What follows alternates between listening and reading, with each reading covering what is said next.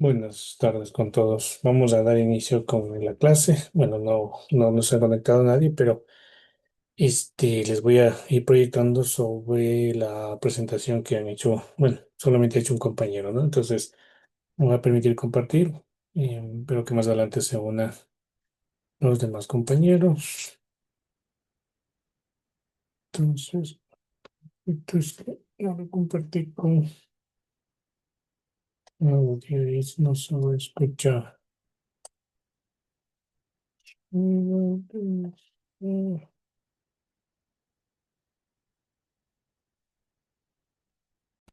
Ok, entonces les voy a poner.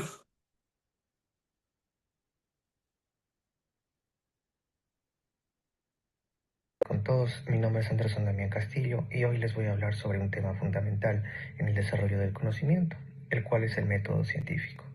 A lo largo de esta presentación les quiero explicar en qué consiste, sus etapas principales y cómo podemos aplicar en diferentes contextos, incluso en nuestra vida diaria. Pero para ello debemos saber qué es el método científico. ¿Y qué es el método científico? Pues no es nada más y nada menos que un proceso estructurado que nos ayuda a resolver preguntas, problemas, pero de una manera lógica y ordenada. Su objetivo principal es obtener conocimientos que sean verificables usando la observación, la experimentación y el análisis. No es solo exclusivo de los científicos. Esto también puede ser usado por médicos, ingenieros, estudiantes e incluso agricultores que quieran resolver un problema. Las etapas del método científico, estas están compuestas por 7 etapas principales, las cuales son la observación, el planteamiento del problema, la formulación de una hipótesis, la experimentación, el análisis de datos, la conclusión y finalmente la publicación de dichos resultados. Cada etapa cumple un papel fundamental para poder garantizar que los resultados sean más confiables. Iniciamos con la observación. La observación aquí es donde todo comienza. Aquí es cuando notamos algo que llama nuestra atención o no podemos comprender bien. Pues puede ser un comportamiento inusual, un cambio, un patrón. Esta observación nos ayuda a llevar a querer investigar más a fondo. El planteamiento del problema. En esta etapa formulamos una pregunta clara que surge del observado. Esta pregunta debe ser respondida mediante un proceso de investigación. También se establecen objetivos en dicha investigación. La hipótesis, pues es posible que sea la respuesta a nuestro problema que nos hemos planteado. Es una suposición lógica basada en conocimientos previos. Luego veremos si que esta hipótesis se confirma o no a través de las pruebas. La experimentación, aquí es donde ponemos a prueba nuestra hipótesis. Diseñamos un experimento que debe ser controlado y repetible. Es decir, que cualquier otra persona podría repetirlo y obtener los mismos resultados o incluso puede que saque otros resultados. El análisis de datos, una vez realizado el experimento, reunimos los datos y los analizamos con cuidado. Organizamos la información, interpretamos los resultados y los verificamos si estos apoyan o no apoyan a nuestra hipótesis inicial. La conclusión. De la conclusión sacamos si los resultados confirman nuestra hipótesis, se puede considerar válida por el momento, si no, la hipótesis puede ser ajustada o puede reemplazarse. De cualquier forma, siempre se aprende algo. La publicación, finalmente los resultados estos deben ser compartidos. Esto puede hacerse a través de artículos, informes, conferencias o incluso una presentación así como las que le estoy planteando en este momento. Compartir el conocimiento también permite que otros lo verifiquen y lo usen para seguir investigando. Un ejemplo aplicado. He planteado este ejemplo relacionado a mi carrera de protección del medio ambiente, uno muy sencillo para poder comprender lo que es el método científico. El problema fue por qué una planta de escalesia no crece bien. Primero se observó. Esta planta estaba amarilla, no crecía. Entonces se plantea la siguiente hipótesis de que se le faltaba luz solar.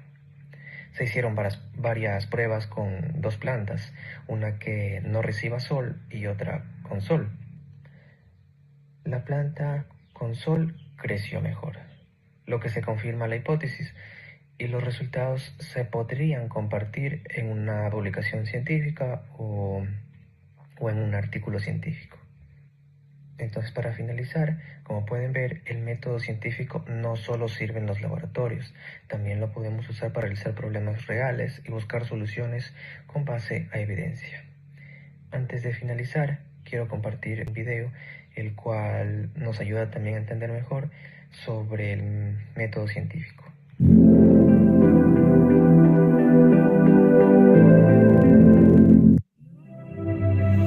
Hoy hablaremos sobre el método científico. Pero, ¿qué es el método científico?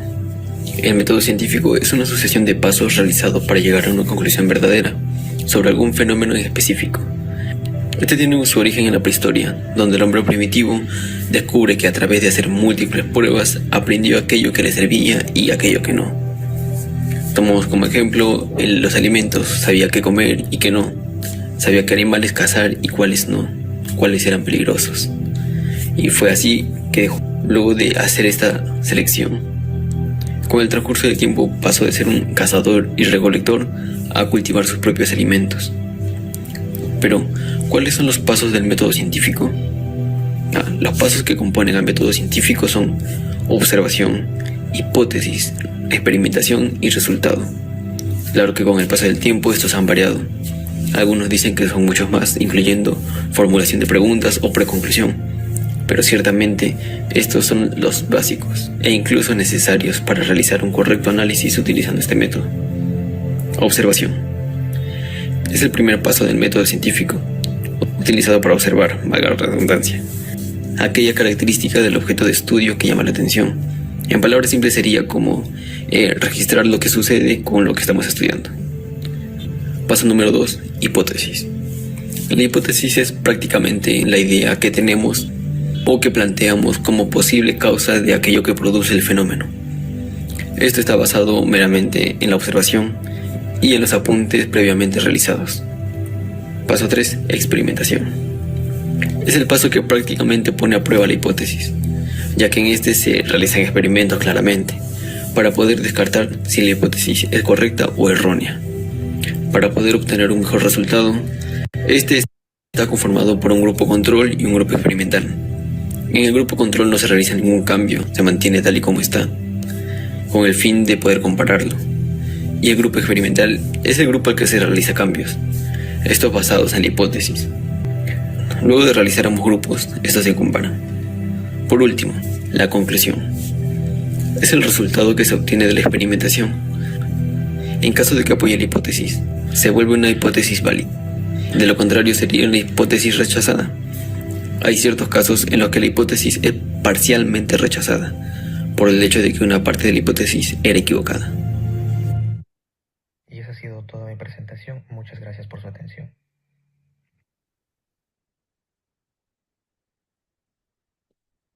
Listo, pues bueno, este ha sido el video de nuestro compañero que obviamente lo ha subido a la plataforma y pues obviamente les he compartido. Antes de pasar con la siguiente explicación, recordarán que en las anteriores clases nos queda pendiente un tema del estado de agregación.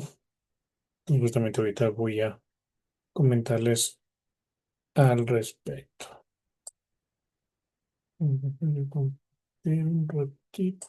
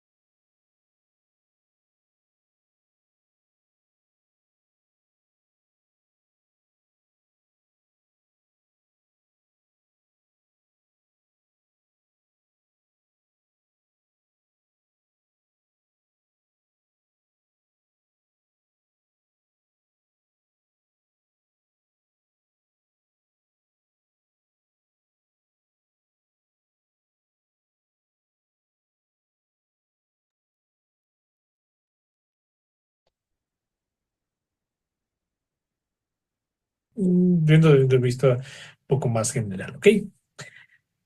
Y dentro de los procesos físicos, como bien habían mencionado, ¿no es cierto? Hervir el agua, o el hielo que se funde, que se derrite, pues tienen sus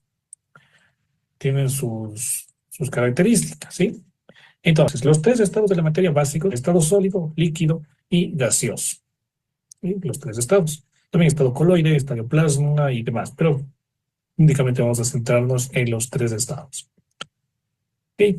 Por ejemplo, en temas de contaminación o en temas de protección del ambiente, pues en sólido estaría el suelo, en líquido estaría el agua y en gaseoso, pues el aire que respira. Entonces, tres grupos grandes en tema de contaminación. El proceso en el que todos los estados sólidos al estado líquido se llama fusión. El término correcto por ejemplo, cuando prende un hielo y se lo saca, suele decir se derrite, ¿no es cierto? Se derrite el helado, se derrite el hielo. El término más técnico es se funde. ¿Sí? Se funde el hierro, se funde el hielo, se funde el helado y demás. Porque fundir, o esto proviene de la palabra fusión, ¿sí?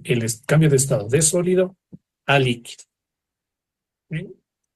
Cada uno vaya, dígame un ejemplo de esto, de sólido a líquido, que pueda tener, excepto el agua, ¿sí? Porque aquí todo lo que está con el agua, ¿ya? Excepto con el agua. ¿Qué más se puede fundir?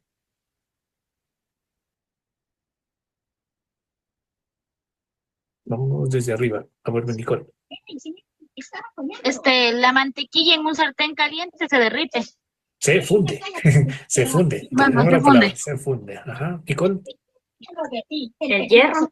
el hierro, ¿no es cierto? Para hacer cualquier, eh, por ejemplo, barras de hierro, se tienen que fundir y luego dar esa forma. Sí, pero, ¿qué otro ejemplo podría ser en cambio de estado de sólido a líquido?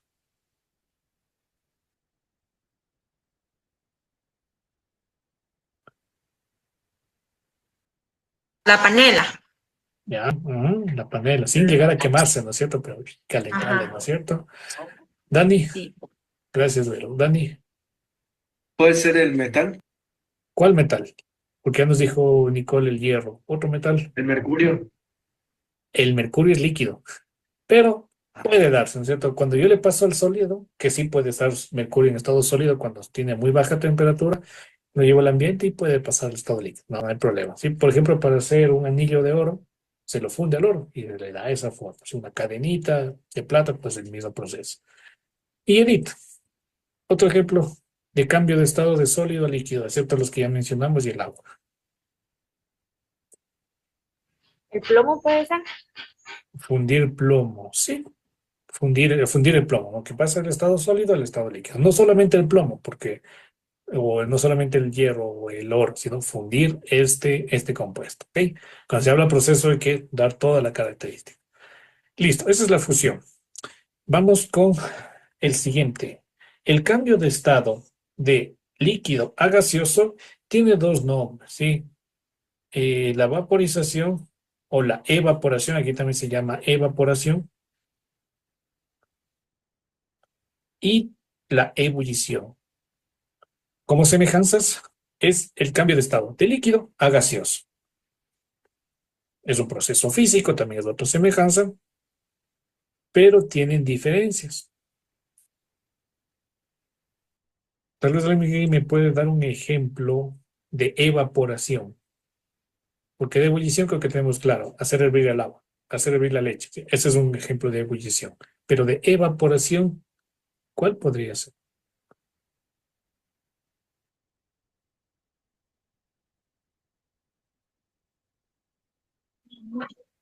Tal vez un charco de agua cuando hace sol se seca, se Ujú. evapora. Se evapora, ¿sí? No, no es que esté hirviendo ahí el charco de agua, ¿no es cierto? Sino se evapora, es un proceso, ya voy a explicar a detalle. No sé si ustedes utilizan, se pintan las uñas y luego necesitan un kit de esmalte. ¿Han usado? Las chicas, ¿no? Sobre todo. ¿Han Sí, usado kit de esmalte? Ya, ¿qué pasa si ese sí, kit de esmalte por error le dejan destapado? se Se seca. desvanece. Se seca, ¿no es cierto? Se va. No es que nadie llegó y les botó, no, o sea, se va evaporando. Nunca llega al proceso de ebullición. Lo mismo, por ejemplo, pasa con el alcohol.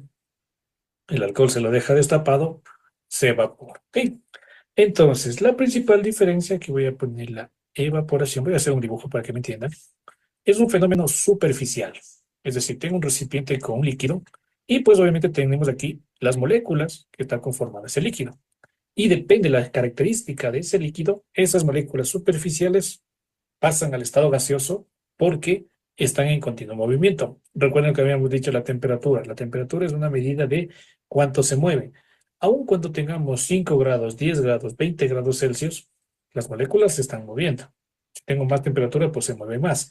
Entonces, esas moléculas que se van moviendo, para llegar, es como tener un, no sé si han jugado con un metal, con un clip, que van moviendo, moviendo, moviendo, tarde o temprano, ¡pac!, se rompe. Lo mismo pasa aquí con las moléculas. Se mueven tanto que ¡pluc!, se mueven, se separan. ¿Y qué pasa? Al estado gaseoso. Entonces, si esta capa, si la primera capa va al estado gaseoso, ¡pluc!, ¡pluc!,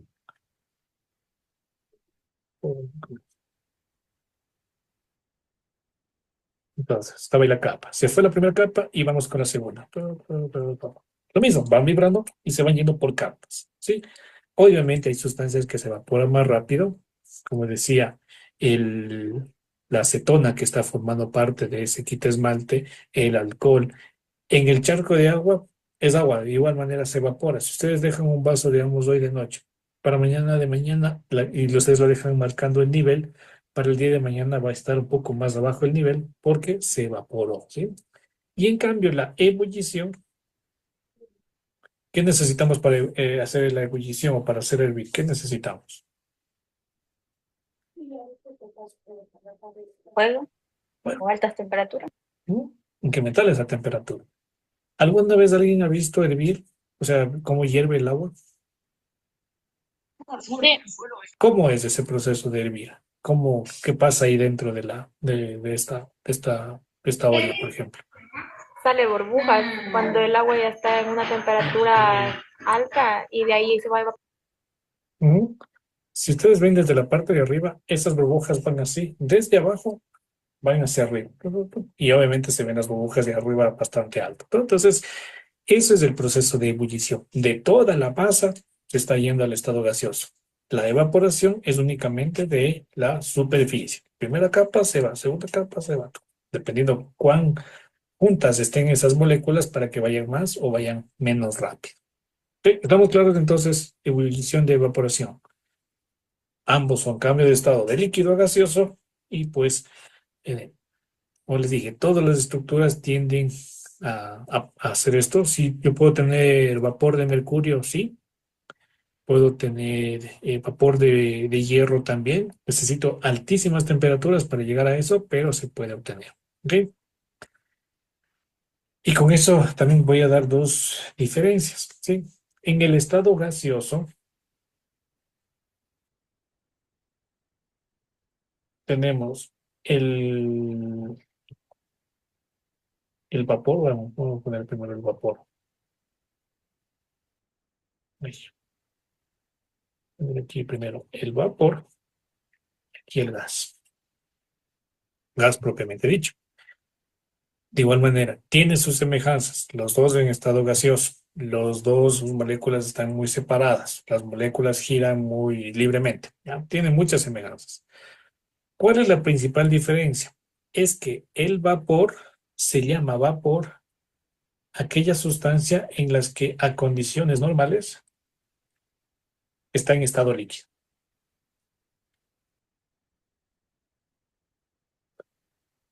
incluso hasta sólido. No muy común, pero se puede ser.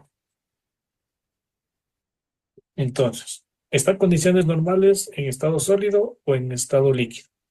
Y por el proceso de ebullición le llevamos, o el proceso de evaporación también, le llevamos al estado gaseoso, a eso se le llama vapor.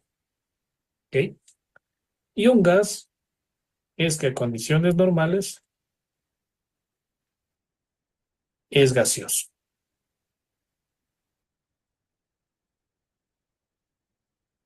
Por ejemplo, el oxígeno, el aire que respiramos. ¿Cierto? Condiciones normales está en estado gaseoso. ¿Sí? ¿Qué otro ejemplo podría ser de estado gaseoso? Parte del aire. O, que básicamente es, bueno, la parte de oxígeno. ¿Qué otro ejemplo será en estado gaseoso?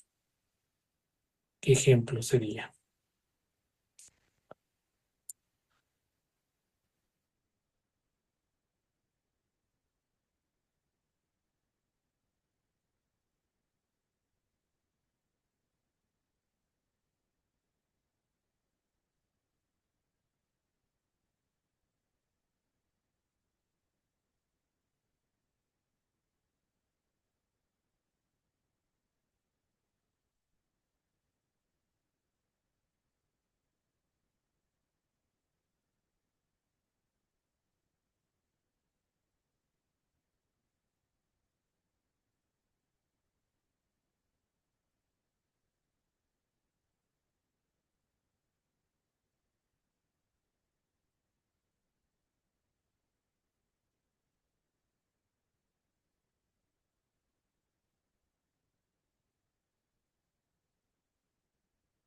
¿No? ¿Qué otro ejemplo creen? Podría ser en estado gaseoso, una estructura que a condiciones normales está como gaseosa. Aquí me hemos hecho esto.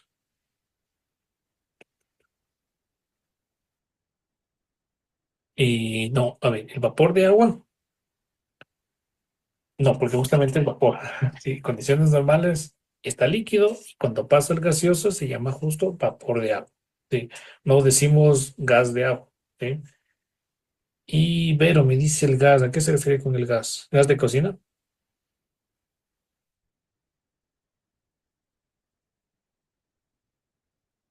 Verónica me puso el gas. ¿El gas de cocina? Sí, el gas de cocina. Ya, ok. Así, lo que pasa es que como el gas es todo un conjunto de gases, entonces ya, el gas de cocina. Ya más adelante van a saber cómo se llama químicamente. Ah, no lo vemos como ustedes, pero se llama propano-butano, es una mezcla de dos componentes. Pero bueno, estaría bien. En condiciones normales está en estado gaseoso. ¿Sí? Para inflar los globos en las fiestas, ¿qué se utiliza? Bueno, aparte del aire, ¿no? ¿Qué más he escuchado que se inflan los globos? ¿Cómo? Dígame, Nicole. ¿El helio? Ah, el helio, ¿no es cierto? Ese está en estado gaseoso. En condiciones normales está en estado gaseoso. ¿Sí? Y pues todos los demás va a estar, cualquier líquido, cualquier sólido que vaya al estado gaseoso se llama vapor. Vapor de agua, vapor de leche. ¿Han escuchado la leche evaporada? Es un proceso interesante en el que se pasa al estado gaseoso y luego pasa al estado líquido, porque tiene unas características. Sí, hay el vapor de la acetona, el vapor del alcohol. Bueno, de todos los líquidos se puede sacar vapor. ¿Sí? Inclusive del aceite. Aceite también se puede sacar vapor. Ok, vamos con el siguiente proceso. No sé si hasta aquí tiene alguna pregunta. ¿No? Vamos con el siguiente. Del estado gaseoso al estado líquido. Esto se llama condensación. El ejemplo típico es las nubes. En las nubes se acumula el agua en estado gaseoso y pasa a la lluvia, que es en el estado líquido y pues cae hacia la tierra. ¿Ok? ¿Qué otro ejemplo? Igual vamos a dar un ejemplo de cada uno. Un ejemplo cada uno de condensación, que pasa del estado gaseoso al estado líquido. Las lluvias. Aparte de la lluvia. Este justo lo acabo de decir.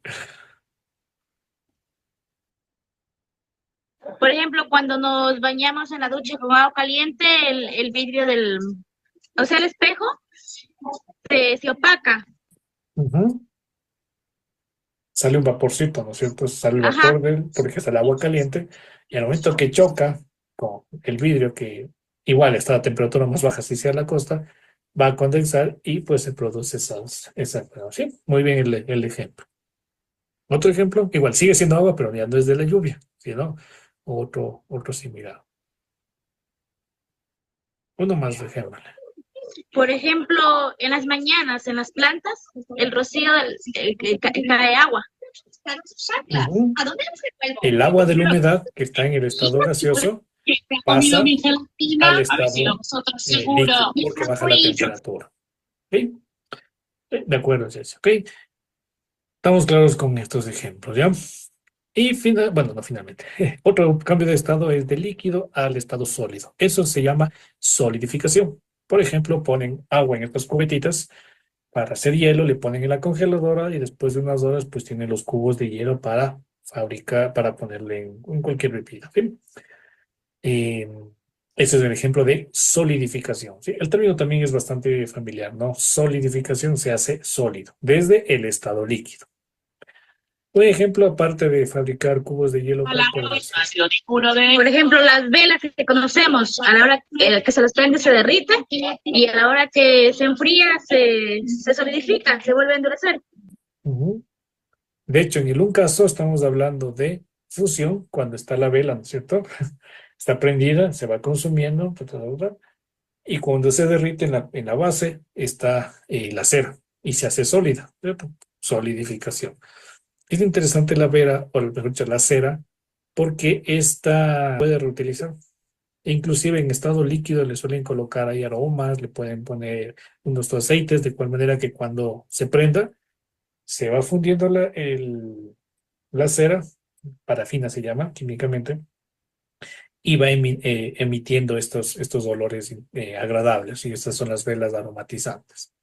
Entonces ahí está un proceso de solidificación. ¿Alguien tal vez otro ejemplo? La gelatina. O la Ya, lava también. ya, sí, también la lava cuando sale, ¿no es cierto?, en estado líquido y pues se enfría, ¿no es cierto? En Galápagos, de hecho, es gran parte de las islas es por ese proceso de solidificación. Y la gelatina me quedé como que, porque el estado de gelatina se llama coloide. Sí, es una estructura muy interesante que internamente hay unas partículas, pero supongamos que la gelatina se hace muy, muy dura y pues va a ser solidificación. Podría ser, ¿sí? Pero tendríamos ese ejemplo. Listo, vamos con otro proceso que va de sólido directamente al estado gaseoso, sin pasar por el estado líquido. Les pongo un ejemplo. ¿Alguien ha tomado o ha visto cómo se hacen los helados de paila? Los originales, los tradicionales, Sí, ¿no? ¿Han visto que utilizan, sí, sí, la parte de abajo para hacer los helados? el hielo seco. Exactamente. El hielo seco. Aquí está una bandeja que suele ser de cobre me parece que es, o bronce es la palabra. De bronce. Y abajo está el hielo seco, que de hielo únicamente tiene el nombre, porque no es agua. Sí, químicamente esto es CO2 en estado sólido. CO2 Exactamente. que nosotros respiramos, emitimos CO2. Ese CO2 a condiciones normales es gaseoso. Mediante procesos cualquiera que se le pueda dar, ese CO2 se lo forma estado sólido y forma el hielo seco. Como le digo, no es que es agua. En algún momento, o los heladeros inclusive suelen tener hielo seco en sus carritos de helado. Entonces nunca van a ver que ahí abajo está lleno de agua porque se fundió el hielo. No. O sea, es hielo, es CO2 que se va pasando directamente al estado gaseoso y nunca se va a ver el estado líquido. ¿Sí? A eso se llama sublimación progresiva o simplemente sublimación también. ¿Sí? O volatilización. Este también es otro término, volatilización. Tiene tres nombres, ¿sí? Sublimación progresiva o simplemente sublimación o mejor dicho, o volatilización. ¿Alguien tal vez otro ejemplo, aparte del hielo seco? Porque aquí el ejemplo es el hielo seco. Por ejemplo, no sé, bueno, aquí les llamamos las nectarinas, son unas bolitas que a la hora de ponerles, digamos, en las cómodas se evapora. ¿Para qué utiliza la naftalina? Entonces ponemos en las, así, digamos, en las cómodas para que las cucarachas no lleguen. Ujú. Es un agente que impide que ingresen plagas, a veces a la ropa, a los armarios, a diversos Ajá. lugares, ¿sí? Y tienen ahí una particularidad que le ponen y simplemente emiten su olor y ese olor impide que las plagas ingresen, pero nunca van a ver el líquido, ¿sí? Simplemente va consumiéndose eso, ¿sí? Y por ahí también van a ver un ejemplo, no sé si ustedes utilicen estos aromatizantes en sólido. Lo suelen colocar en la sala, en el baño, estos famosos tips, por poner una marca. Entonces, cuando se le ponen allí, lo destapan o le dejan en la cajita. No es que empiece a gotear luego, ¿no es cierto? Simplemente huele rico, pero luego se va evaporando, ¿sí? Entonces, Ese cambio de estado es la sublimación o volatilización directamente. El proceso contrario, que es del estado gaseoso al sólido, es la sublimación regresiva. Y de ejemplo, de los que mencionamos, el proceso de fabricación. Para hacer el hielo seco, ¿qué tenemos? CO2 en estado gaseoso, bajamos temperatura y presión, ahí se juega con presión y temperatura y ¡pum! Se forman los cubos de hielo seco. Para formar estos aromatizantes, para formar la naftalina, se puede hacer con procesos de sublimación regresiva. De igual manera, de gaseoso, que pase directamente al sólido. El yodo también es otro compuesto que sublima de sólido a gaseoso. Cuando es puro, ¿no? Cuando ya está con mezclas, pues allá es otra cosita. ¿Preguntas, tal vez?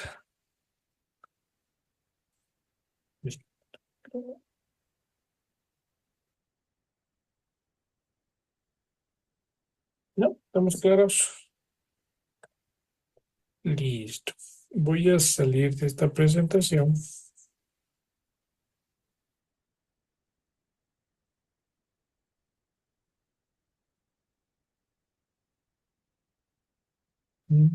Uy, me le la química. Un segundo. Química. Con esto acabamos la unidad 1.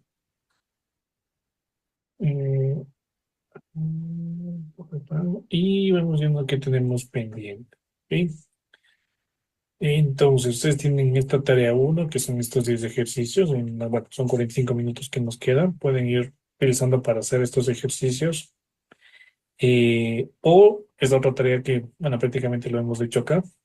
De cada estado, de cada cambio de estado, fusión, evaporación, ebullición, condensación, solidificación, sublimación y sublimación regresiva, van a colocar 3 ejemplos. ¿Sí? La tarea es a mano. En su cuaderno le Sí. ponen los ejemplos. Esos eran los ejemplos que le estaba diciendo porque esa tarea ya más o menos la entendí y la hice.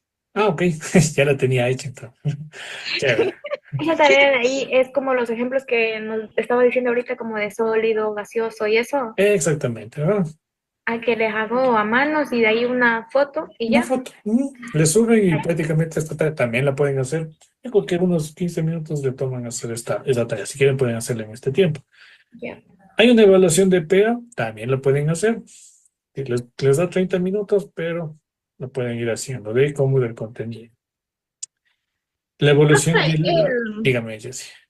si no soy yo explicar, digamos, un ejemplo sobre el ejercicio que está el 1.7, o sea, no le entiendo cómo se le podría hacer ese. Ya vamos a ir en ese, esas preguntas, ¿ya? Solamente acabo esta Ya, parte de sí. explicar que tengamos claro las actividades para hasta el domingo que se les cierra. La otra, la evaluación de la unidad 1, que lo vamos a hacer mañana aquí en clase desde las 7:30, ¿sí? Hasta las 9 de la noche. Y la exposición que la van a subir acá, ¿sí? Esas son todas las tareas que tenemos y la próxima semana pues hablaremos de las siguientes actividades, ¿ok? Tomen en cuenta eso. A ver, vamos con la pregunta que me hace Jessie. Mm, tengo que abrirle el libro. Veamos un segundo.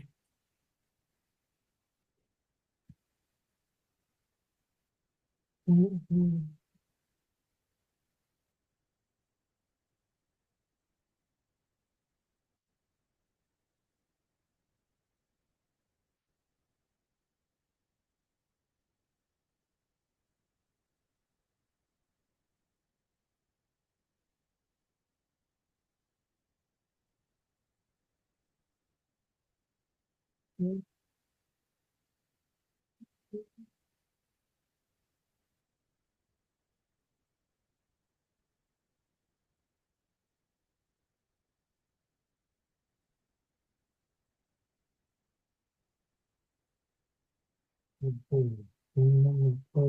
Página 29. Ah, justo como empezamos la clase. Unos ejemplos para explicar la diferencia entre propiedades físicas y químicas. A ver, alguna propiedad química, física. Algo que caracteriza a un componente, pero que no va a cambiar su estructura. Por ejemplo, puede ser la densidad. la densidad, no va a cambiar su estructura. Pero ¿qué sí va a cambiar? Si se puede quemar o no, que se llama la inflamabilidad. O sea, por ejemplo, puedo poner una barra de hierro con el fuego, se puede calentar, pero más allá no va a pasar algo más, ¿sí? Pero en cambio, si le pongo un papel al fuego, pues va a haber una reacción química, ¿sí? Ese es un proceso de químico. Sí, la solubilidad, lo que hablábamos de la sal le ponen en el agua o el azúcar en el agua, se disuelve, sigue siendo un proceso físico. ¿Por qué? Porque no cambia su estructura. Pero si le pongo el bicarbonato de sodio, no sé si se han puesto bicarbonato en agua, hay una efervescencia allí, es el CO2, ese es un proceso químico. ¿No? De los mismos ejemplos que vimos de físico y químico, como propiedad, ¿sí? Combustión, respiración, bueno, todas estas propiedades.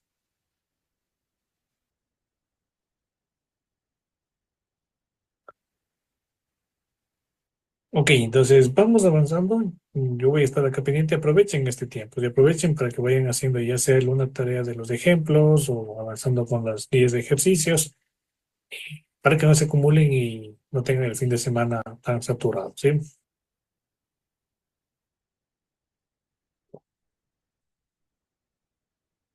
Ok, entonces ya estaba la explicación sobre lo que queda pendiente, ¿no es cierto? Y un poco el detalle de las tareas que tenían o que lo tienen que entregar hasta esta semana. Ok, poco continuando con la parte de exposición. Vamos a revisar un poquito sobre lo que se veía. ¿Sí? Vamos a revisar nuevamente el método científico, pero vamos a ver. ¿Sí?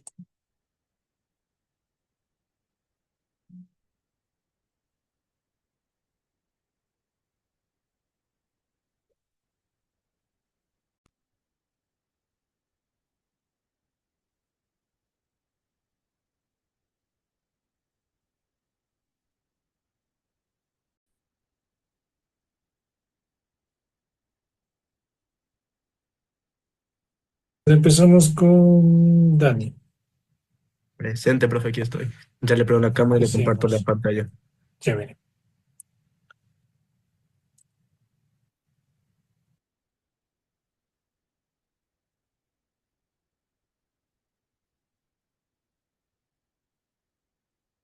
Eh, Profe, me sale que usted está prohibiendo compartir la pantalla. Que administrador, si me puede permitir compartir la pantalla. Ahí tal vez sí me llegó un mensajito. Muévele allí. Sí, sí, ya estoy compartiendo la pantalla. A ver, Ya. sí se puede ver. La Ya. pantalla está la de Zoom. Ahí sí. ¿Ahí ven? Sí, ahí sí. Ya, listo. Bueno, profe, voy a comenzar. Buenas noches con todos. Mi nombre es Dani Roda Buccelli y hoy les voy a hablar sobre el método científico. Dani, si puede en la parte inferior, puede hacerle más grande. Ahí en Ah, lo que la está pantalla. sí, la pantalla. Ah, ok. El que es Sí, sí, es compartir que completo. sí, ahí se ve. No, no, Ah, en la de abajo, más abajito, el- de abajo hacia arriba, el tercero. Dale clic en eso como librito. listo. De la parte inferior izquierda, no, al otro lado. Por ahí. Inferior derecho, pero derecho a la derecha. De ahí abajo, abajo, abajo, abajo. Casi por donde tiene la hora de la La computadora. verdad. La hora de Por la abajo. computadora. Ajá, de ahí. De todos Ahí. esos tres, exactamente. Dele clic ahí y dice modo pantalla completa, el de abajo. Ya listo. Gracias, profe. ¿Ve? Eso es para compartir en PDFs. Ya. Bueno, ya voy a comenzar. Bueno, hoy les voy a hablar sobre el método científico. Bueno, primero, el método científico es un proceso ordenado y lógico que los científicos utilizan para investigar fenómenos, dar conocimientos y formular teorías o leyes. Este método es fundamental en todas las ciencias, ya que permite realizar descubrimientos de manera objetiva y comprobable. Bueno, aquí tenemos unas definiciones importantes sobre lo que es el método científico. Es un conjunto de pasos organizados que permite a los investigadores recopilar datos, formular hipótesis y también comprobarlas mediante experimentos y sacar conclusiones basadas en las evidencias que se dan. Luego de esto tenemos lo que es la observación. Es una percepción de un fenómeno utilizando los sentidos o instrumentos sin modificar el fenómeno que se observa. Luego tenemos lo que es la hipótesis, lo que es la explicación tentativa basada en la observación, que debe ser comprobada, digo que debe ser comprobada siempre en cualquier experimento. Luego tenemos, por último, lo que es la experimentabilidad de una hipótesis. Luego tenemos lo que es la ley científica, que es un principio universal que describe un fenómeno natural comprobado. Y por último tenemos y también muchas evidencias científicas. Aquí tenemos algunos pasos de lo que es el método científico. El, el método científico tiene varios pasos a seguir, porque es un proceso ordenado y estructurado para investigar fenómenos y también responder preguntas y generar conocimientos científicos. Primero aquí tenemos lo que es la observación, lo cual se detecta que es un fenómeno interesante que requiere explicación. Luego esto tenemos lo que es el planteamiento del problema. Es en lo cual se formula una pregunta sobre el fenómeno observado. Luego eso tenemos lo que es la hipótesis, la cual se elabora en una posible respuesta basada en conocimientos previos. Luego de esto tenemos lo que es la experimentación, que es lo que se diseña y se ejecuta en una prueba para comprobar la hipótesis. Luego de esto tenemos lo que es el análisis de resultados, que se organizan y estudian los datos obtenidos. Luego tenemos lo que es la conclusión, que se establece si la hipótesis era correcta o incorrecta. Y por último tenemos lo que es la publicación y revisión, en la cual se comparten los hallazgos con la comunidad científica para su validación. Tenemos que decir que seguir los pasos del método científico es esencial para garantizar el conocimiento obtenido eh, en los experimentos que se llevan a cabo. Aquí tenemos lo que es un ejemplo de lo que es el método científico, lo cual es una oxidación de un metal. En la primera tenemos lo que es la observación, en lo que podemos ver que un clavo de hierro se oxida con el tiempo. En la segunda tenemos lo que es el planteamiento del problema, ¿por qué el hierro se oxida? En la tercera tenemos la que es la hipótesis, en la que nos dice que el hierro se oxida porque reacciona con el oxígeno y también con la humedad del aire. Y Y en el cuarto lugar tenemos lo que es la experimentación, que se colocan clavos en diferentes condiciones, al aire, en agua, en aceite, en otros lugares. Luego tenemos lo que son los resultados, que es lo que tiene que decir que el clavo se expuesto al aire y el agua se oxida más rápido. Y por último tenemos lo que es la conclusión, que es la oxidación que ocurre por la reacción del hierro con el oxígeno y la humedad. Bueno, aquí tenemos lo que es un tipo de razonamiento, método científico. También cabe recalcar que el razonamiento es fundamental en el método científico porque permite interpretar mejor lo que es la información. Aquí tenemos dos ejemplos, los que tenemos que es o sea, lo que es el razonamiento inductivo, en la cual se basa en la observación de casos específicos para obtener una regla general, en lo que son los argumentos inductivos que van desde los casos particulares a una hipótesis general. En un ejemplo tenemos aquí que si observamos que todas las plantas necesitan agua, podemos concluir que el agua es esencial para la vida vegetal. Y en el segundo ejemplo tenemos lo que es el razonamiento deductivo, que es una parte de una regla general particular. En el ejemplo aquí tenemos que si sabemos que los metales conducen electricidad, podemos deducir que el cobre, siendo un metal, también la conduce. Luego tenemos lo que son las características del método científico. Aquí tenemos varias características en las que podemos ver aquí. Aquí en primer lugar tenemos lo que es el objetivo, que se basa en hechos y no en las opiniones. Luego tenemos lo que es la verificable, que los experimentos pueden repetirse y dar a los mismos resultados. En tercer lugar tenemos al sistemático, que sigue pasos organizados. Luego tenemos al empírico, que se basa en la observación y la experiencia. Luego tenemos el razonamiento lógico, que se utiliza la inducción y la deducción para desarrollar teorías y leyes científicas. Luego tenemos el modificable, que son las teorías que pueden cambiar si aparecen nuevas evidencias. Y por último tenemos lo que es el universal, que puede aplicarse a cualquier disciplina desde el conocimiento. Aquí tenemos lo que es la importancia o sea, lo que es la importancia del método científico. Primeramente, nos permite descubrir leyes y principios naturales.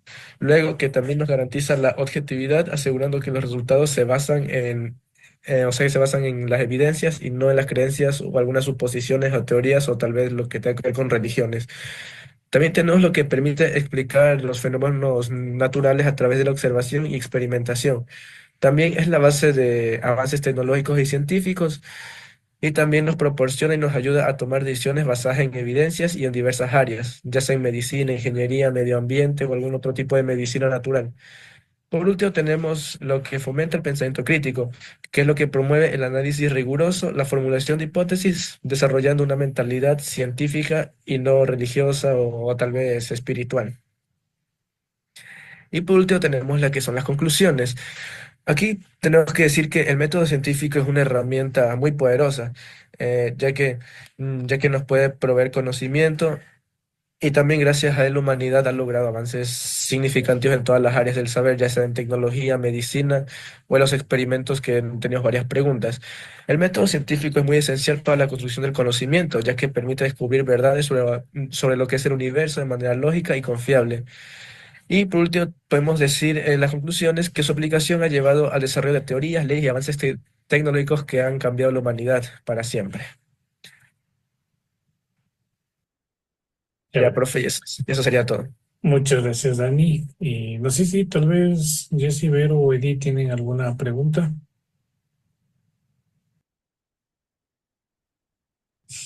No, pregunten nomás con confianza. No. A ver, creo que con el ejemplo estamos claros. Pónganle nuevamente el ejemplo que puso sobre los pasos del método científico, que estaba la observación, experimentación y demás. Para ir empezando allí. No le toca irse para atrás con la flechita. Aquí tengo un video de la que quería presentar a la clase, no sé si Ah, usted me ya. puede permitir presentarlo. Sí, es un corto Sí, video de sí. 5 minutos. Sí, sí, póngale Usted avisa nomás. cuando termine. No, mejor póngale nomás. Ya después hago la retroalimentación y le pregunto. Ya, póngale nomás. Pensé que no iba a mostrar, por eso no le dije nada.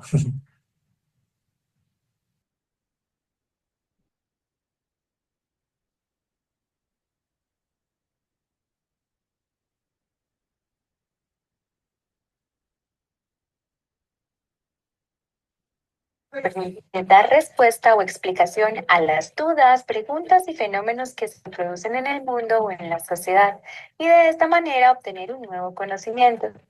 Ten presente que no existe un único método científico, ya que las ciencias lo pueden adaptar de acuerdo a sus necesidades.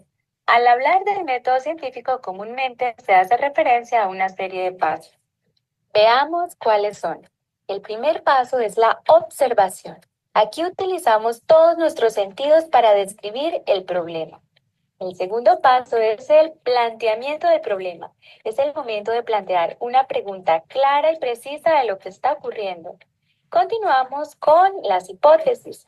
Son las posibles respuestas o explicaciones que podrían dar una solución al problema. Es como intentar adivinar la respuesta. En la experimentación es el momento de comprobar si las hipótesis que planteamos son verdaderas o falsas mediante pruebas o experimentos. El siguiente paso es el registro y análisis de datos. Es muy importante observar y anotar todo lo que ocurre. Los resultados se deben organizar en cuadros, gráficos, etc. Finalmente se realizan las conclusiones.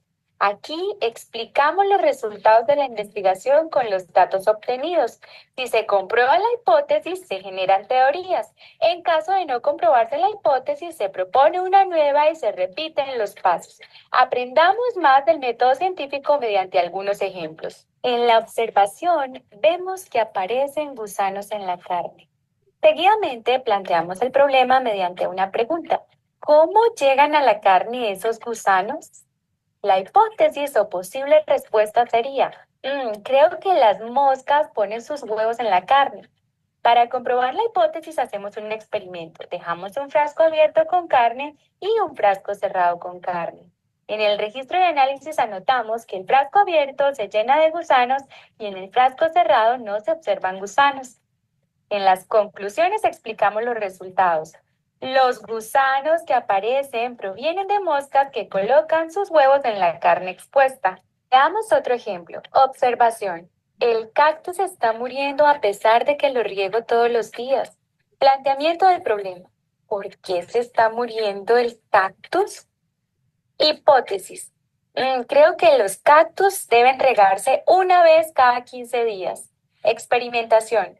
Un cactus lo riego todos los días y otro lo riego solo cada 15 días.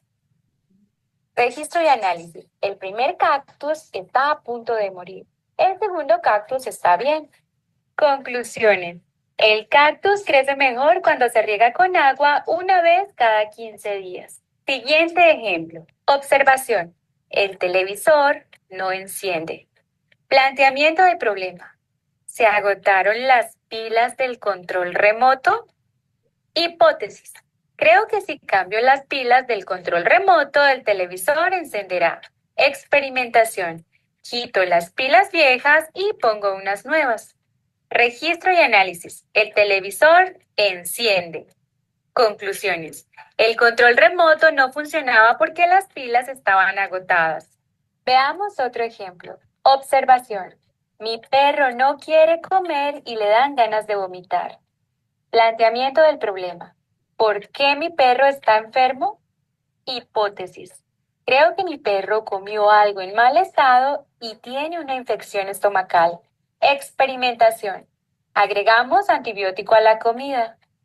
Registro y análisis. Mi perro empezó a comer más y ya no tiene vómito.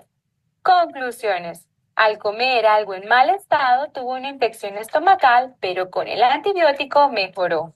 Siguiente ejemplo. Observación. Me da sueño en la primera hora de clase.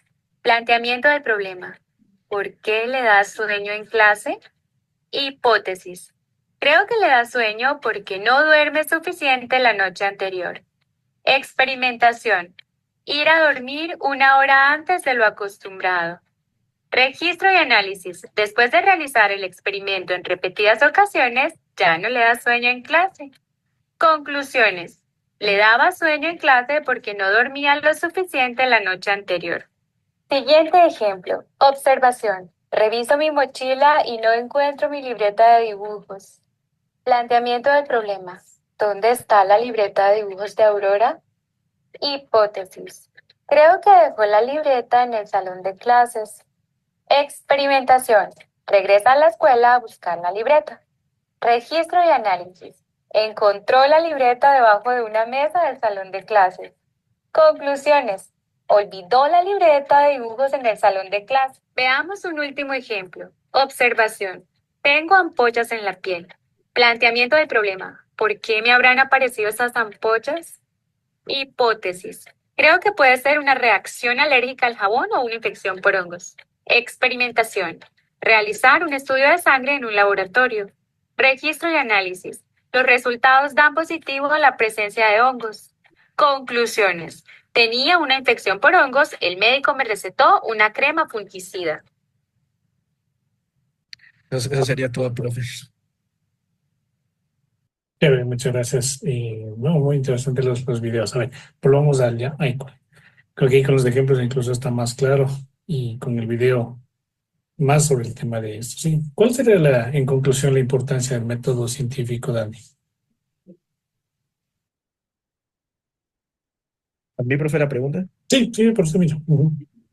Ok, para mí, eh, para mí la importancia es de que, bueno, el método científico nos ayuda a investigar más sobre, o sea, sobre lo que es el método de medicina y también sobre que nos puede ser más en el conocimiento día a día y también cómo podemos pensar y también dar nuestra propia explicación de las que son las cosas científicas y lo que nos pasa a diario. También nos da un mejor enfoque en lo que es el razonamiento de nuestra propia mente y también podemos deducir las teorías que nos pasan, como si tenemos alguna enfermedad o como si tenemos algún otro síntoma y podemos deducirla a través del método científico. Un ejemplo de como enfocado a medio ambiente, cuál podría decirnos? Un ejemplo de enfocado a medio ambiente. ¿Podría ser los incendios forestales? A ver, ponerle la presentación para la parte de todo, para ir viendo la hipótesis y todo.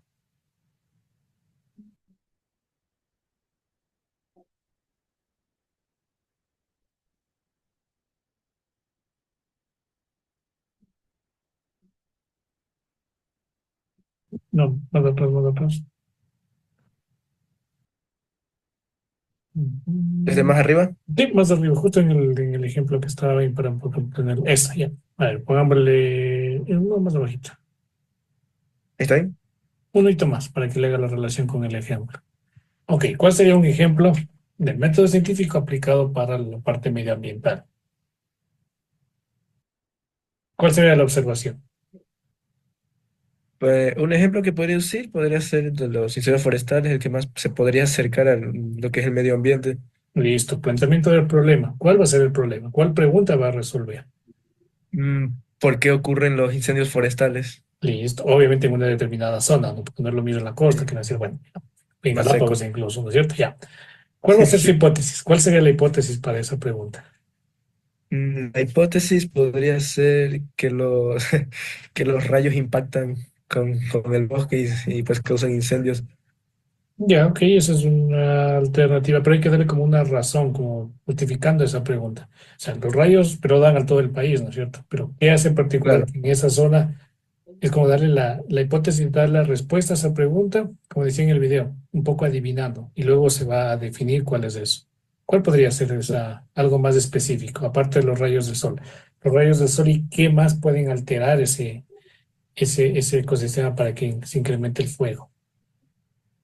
Podría ser la presencia de metales porque los truenos son atraídos por cosas metálicas, como son Metales, vidrio también, ¿no es cierto? Se funcionan como una lupa y eso puede ser. Ok, entonces la hipótesis es que existe contaminación en ese bosque por eh, metales, por vidrio, etc. claro. ¿Cuál va a ser la experimentación para ese caso? La experimentación podría ser poner metal en una zona apartada del bosque. Sí, en el laboratorio más que nada. Yo te pone ahí una cajita y le pone ahí los rayos de sol y ve cuál estaría. En función de esos Claro. resultados, pues, ¿cuál sería la conclusión? Si se va o no se generó ese incendio, ¿no es cierto? De manera un poco espontánea. Y la conclusión, lo que va alineado es a esa hipótesis si rectifica o no eso, ¿sí? Esto les menciono porque si ustedes hacen un proyecto de titulación mediante una investigación o ya en la parte profesional, si ustedes quieren dar una solución a un problema, no solamente, o sea, sí es bueno un poco ir a aventurarse y decir, a ver, yo creo que es por esto, listo, pero ¿cuáles son los argumentos? Es justamente experimentación, resultados, conclusión. Si la conclusión dice que su hipótesis no fue la correcta, no hay problema, o sea, también para eso es el método científico. Y decir, ok, no fueron la contaminación porque en la zona es un área protegida, me estoy inventando, y no se evidenció contaminación como tal. Se debió, digamos, a la sequía que fue en la zona, bueno, y va a haber otra investigación que se aplique otro método científico para dar con esa solución. ¿Sí? No sé si ahí tal vez estamos claros. ¿Sí? Listo, muchas gracias, Dani. Muy chévere su exposición y la Gracias. presentación. Listo. Vamos, antes de pasar, estaba viendo los trabajos. No se olviden que tienen que subir. Bueno, ahorita Dani mostró su presentación, pero tienen que saber también subir un documento, ¿sí? Un PDF o un Word de todo el texto, ¿sí? Entonces estoy viendo hasta ahorita que Edith todavía no le sube, ¿sí? Entonces ya lo voy a ver de los demás, a ver cómo están con los otros. Jessy sí creo que subió y Verónica, voy a ver ahorita. Vero solo tiene un documento, entonces tienen que subirle dos, ya sea en el uno o en el otro, pero súbanle los dos documentos, ¿ya? Ok, hasta eso. Vamos con el segundo tema. Segundo tema es Edith, clasificación y los tres estados de la materia.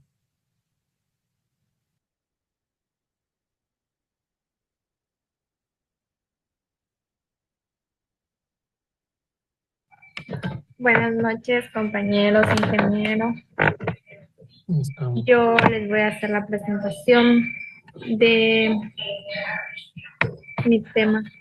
Comparta pantalla, pero porque no se le ve. Ujú. Ya voy.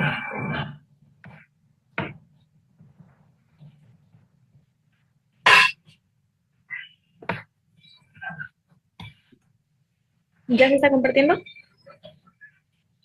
Ya se está cargando. Esperemos un ratito. Está un video, ¿está bien? Sí. Ok. Bueno. ¿Ya se mira? ¿Sí sale? Sí, hágale más grande nomás. Ya. Ya. Mi tema es clasificación de los tres estados de la materia. Ya, tenemos como introducción que la materia es todo aquello que ocupa un lugar en el espacio y tiene masa. Se presenta en diferentes estados, los cuales dependen de la temperatura y de la presión. Estados de la materia. Existen tres estados principales de la materia, como sólido, tiene forma y volumen definido.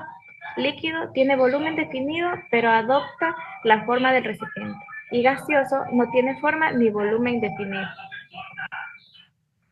Clasificación de la materia. Sustancias puras elementos y compuestos, mezclas homogéneas y heterogéneas. Cambios de estado. Los cambios de estado ocurren por por variaciones de temperatura y compresión, como fusión de sólido a líquido, solidificación de líquido a sólido y vaporización de líquido a gas, condensación de gas a líquido y sublimación de sólido a gas. Ejemplos de la vida cotidiana. El hielo derritiéndose es un ejemplo de fusión. El vapor de agua condensándose en un espejo es un ejemplo de condensación. Y la evaporación del agua de un charco es un ejemplo de vaporización. Ya, y aquí les tengo un video que les voy a mostrar ahora.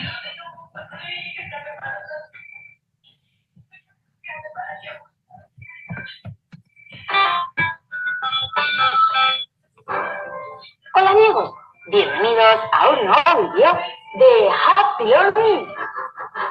Todos sabéis que la materia es aquello de lo que están hechas las cosas y que posee dos propiedades fundamentales.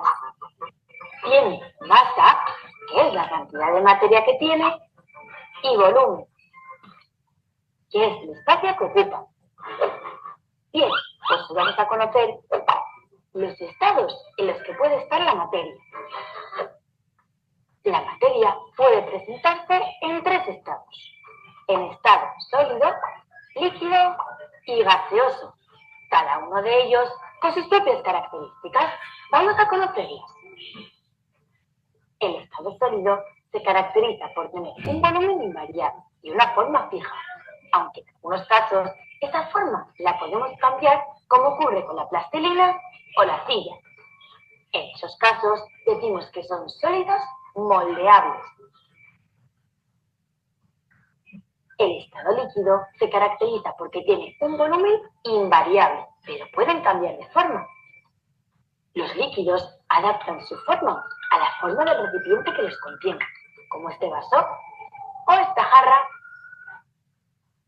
El estado gaseoso se caracteriza por tener un volumen y una forma variable. Al igual que los líquidos, se adaptan a la forma del recipiente que los contiene, pero siempre ocupan todo su volumen, todo el espacio de ese recipiente.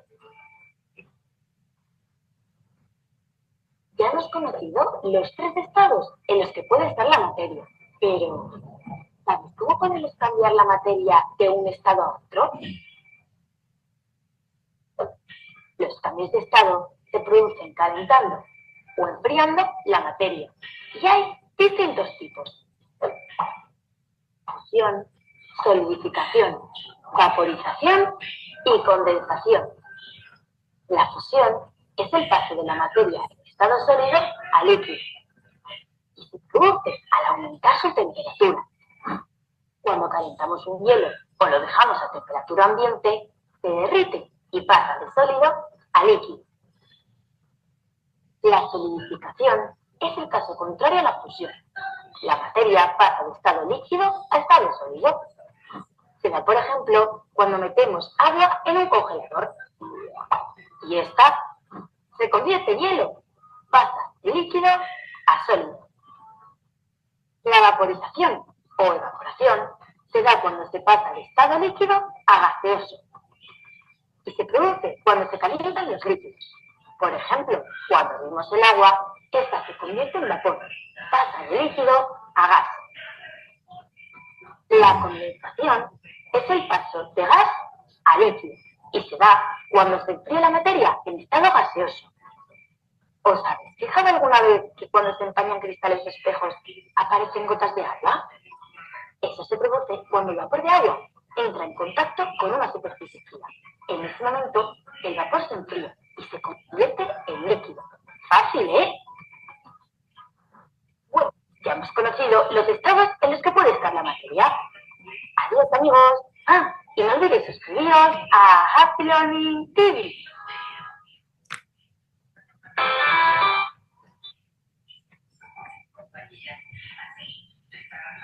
Bueno, no, sigue nada más. Y como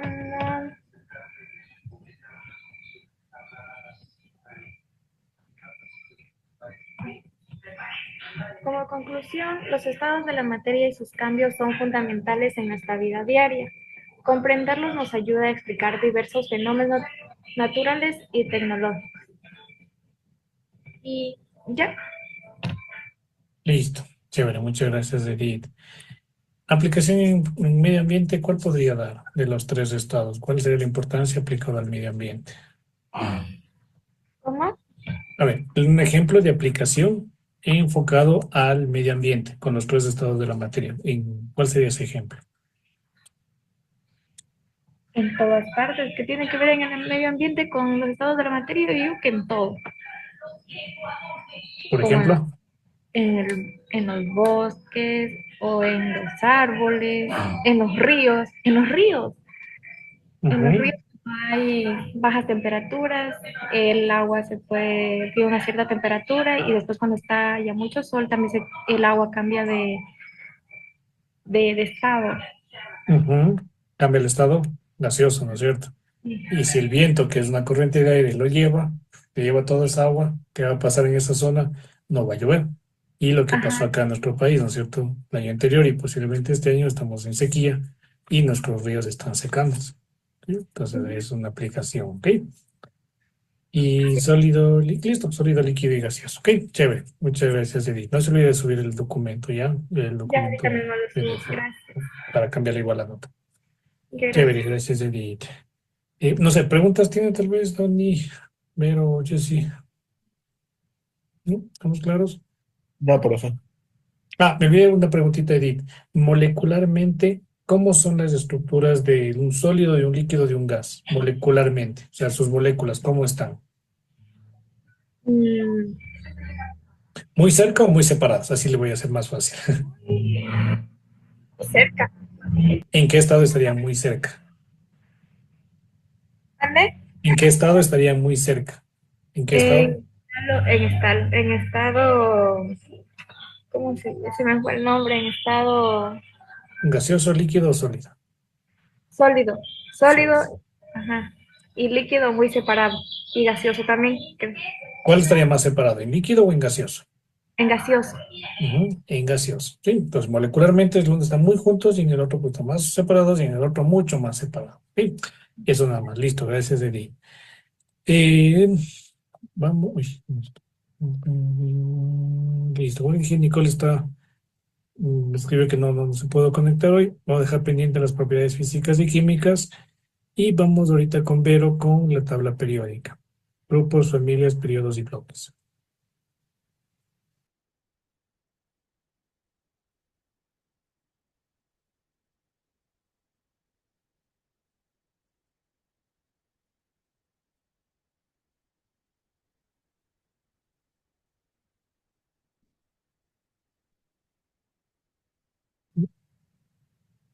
Vero,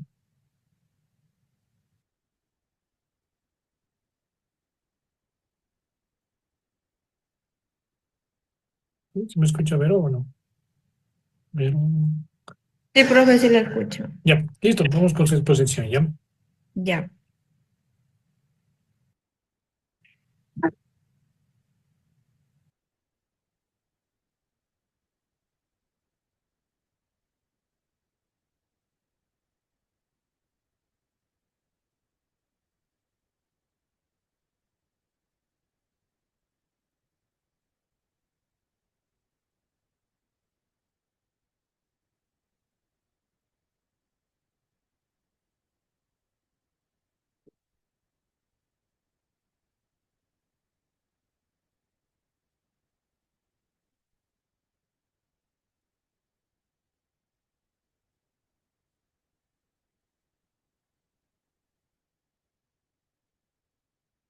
¿Dónde hizo presentación? Creo que sí estaba una presentación de usted.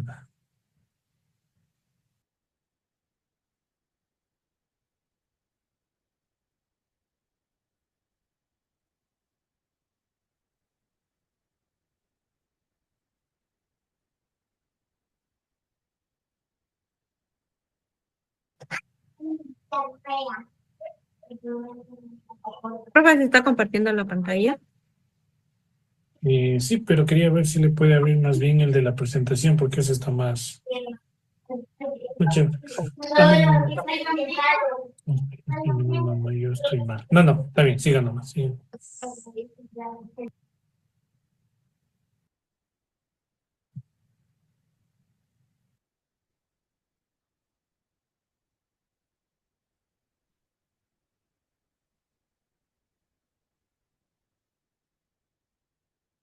Ya, buenas noches, compañero, profe.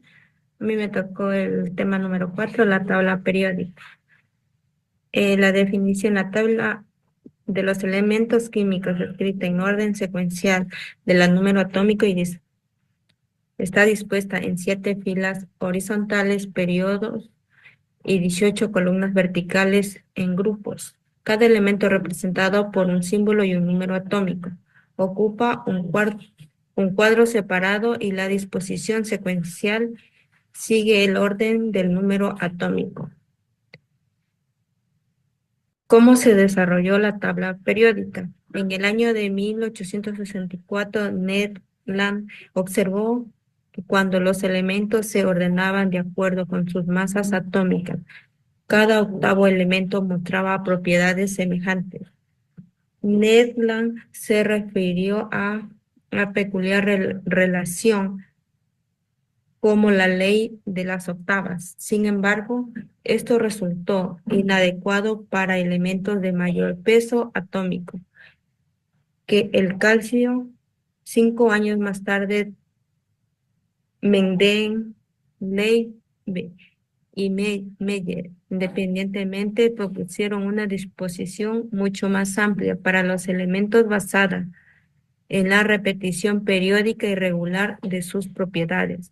En concreto, la tabla elaborada por Mendeleev agrupó los elementos en forma más exacta, de acuerdo con sus propiedades, y segundo e igual importante de varios elementos que aún no se habían descubierto hasta ese momento. La tabla moderna muestra el número atómico junto al símbolo del elemento. La configuración electrónica de elementos ayuda a explicar la repetición de propiedades físicas y químicas. Los grupos son las columnas verticales de la tabla periódica. Hay 18 grupos, números del 1 al 18. Los elementos dentro de un mismo grupo tienen la misma cantidad de electrones en su última capa y propiedades químicas similares. Las principales familias de los grupos es el grupo 1, los metales alcalinos, el grupo 2, el grupo 1 son los metales alcalinos que son muy reactivos, forman bases con agua.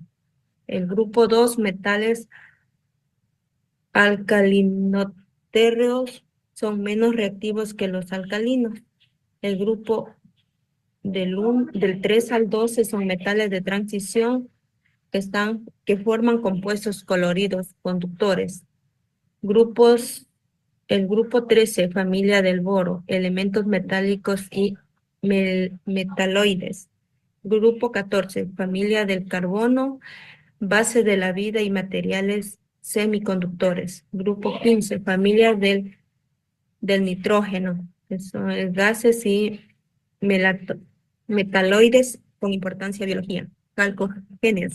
Calcógenos, elementos esenciales como el oxígeno. Grupo 17, halógenos, no metales reactivos, forman sales con metales.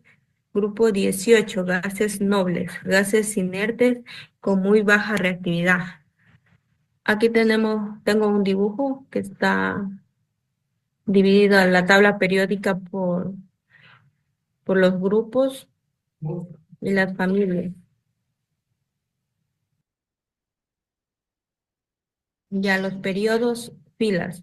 Los periodos son las filas horizontales de la tabla. Hay 7 periodos y cada uno indica el número de nivel de energía, capas electrónicas que tienen los átomos de los elementos en esa fila. Ejemplo, el hidrógeno, el helio están en el primer periodo.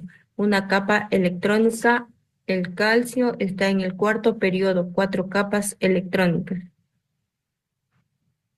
Bloque de la tabla periódica. La tabla periódica se divide en bloques según el tipo de orbital en el que se encuentran los electrones de valencia. Bloque S, grupos 1 y 2, helio, metales alcalinos y alcalinoterros. Bloque P, grupo 3 a la 18, 318, metaloides no metal, halógenos y gases nobles. Bloque D, 3 al 12, metal de transición. Bloque F,